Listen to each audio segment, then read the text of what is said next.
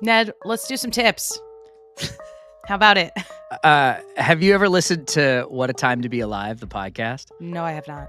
It's a great podcast. It's counting down the 5 best things to happen in the world every week, according to just 3 comedians who then tell you funny anecdotes about that thing. And it's really good. And anyway, they always kick off with one of them, usually Kat, going, "Let's do numbers." So your "Let's do tips" just reminded me of it. Love that. Yeah, anyway. I do love lists and numbers and things like that. And that's the tip of the day. Sometimes it's that easy. Are we allowed to do that? We're going to do it. We are Okay. now recommending podcasts sometimes. I will kick the tip I was going to give for today, Monday the 17th of February 2025, here on Daily Tips that may or may not help you, to another day this week. That's the tip That's of the improv, day. baby. Check out What a Time to Be Alive, I guess.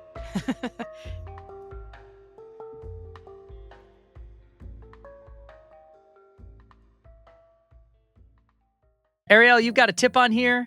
I'm not entirely sure I know what it means. Please educate me. I have a guess. The tip is listed as laundry backpack. Yeah? What's the guess? My guess is use a backpack instead of like a duffel bag to go do your laundry. Not terrible. Not a terrible guess. The thing is, the reason there's a question mark at the end of this tip is because I fear I may have given it before, or it's just a tip that lives in my head because it's the best thing I've ever done. And that is that freshman year of college, had a laundry backpack. And it was not a backpack that I repurposed for laundry doing. It was literally a backpack that I used to put laundry in. And then when it's time for laundry day, you strap it on and you go downstairs and you do your laundry. You can order them anywhere, Amazon, probably someplace local. And it's been great for me because it can be really hard to hold one of those unwieldy, baskets and bring that down with you, especially if you don't have laundry in a place that's super convenient to you. So laundry backpack, question mark, exclamation point. Exclamation point. Not even a question mark. Not Laundry anymore. backpack. I love that. Hey, it's Tuesday, the 18th of February, 2025. This has been Daily Tips that may or may not help you. I'm Ned, that's Arielle. And we will be back tomorrow with our guest tipper, Catrin Skaperdas. Can't wait. It's Wednesday, which means we have a guest tip on Daily Tips that may or may not help you. We've got our resident Italy expert, Catrin Skaperdas, here, but we're shifting away from Italy now, and we're just going to general tips that may or may not help you. So, Catrin, what do you have for us today? If you have an iPhone, my tip is to use the focus setting and not just do not disturb. As an American living in Italy and working with podcasts around the world, I was waking up to way too many notifications, even nice ones from friends and family, my mom telling me that she loves me. That's always great, but also stressful ones about work reminding me of all the things I had to do, and it was just really stressful to wake up that way. So I learned how to use personal mode, and now every weekday at 7 p.m., my phone turns into this personal mode, and it stays on this personal mode until the next morning at around 8 a.m., and of course I can manually turn it off or turn it back on. On weekends, it's on this personal mode the entire weekends. What does this mean? My home screen turns to this beautiful, nice, calm pink color. All the notifications are gone. They're muted, except for one person, and that is my husband. He is allowed to break through and get in contact with me. How nice. My calendar widget is gone. All of the apps on my homepage are only essential ones like my clock, but no email, none of that. That's all gone. And this has really allowed me to have a better work-life balance. I'm much calmer at the start of the day, not waking up to a bunch of notifications that I wasn't yet ready to receive.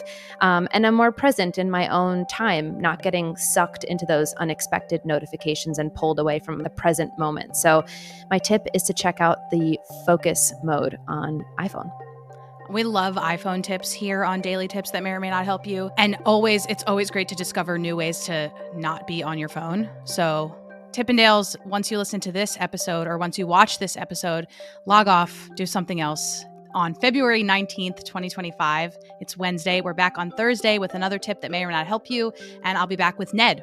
And I'm Arielle. I realize I haven't said my name for a long time, but you know who I am because it's in the title. Ned, in this crazy mixed up world, sometimes we have to give advice on things that we're not experts in, especially when you host a podcast called Daily Tips that may or may not help you. So today's tip comes from Ned, and caveat is one that we have not tested out. But what is it, Ned? Yeah, this is an internet tip. It's one I'm fascinated to try out. I travel a lot. I end up having to take a lot of flights a year. I book a lot of flights on points. We've talked about credit card points and things like that. But here's the tip that I've never tried. If you have a VPN, try logging into a different country and then trying to buy the flight you're looking for. Often, supposedly, airlines will keep the prices lower for people in other countries who are traveling to the United States. So you can test to see if you get a cheaper flight by joining said country's VPN and then going to the website and trying to buy the flight and seeing if the price goes down. I've never tested this theory, but I am fascinated to know if it works. So if you do it, Tippendales, let us know in the comments. Even if you try it and find out that the price doesn't go down, that would be really helpful to know as well. But the internet says it works, and the internet has never lied, ever. Well, also the good news is if you do it and debunk this for us, we can change this tip to be an anti-tip, which we're always looking for tips and anti-tips. You can submit them by going to dailytipspodcast.com. That is correct. Right. That is our website. Nicely done.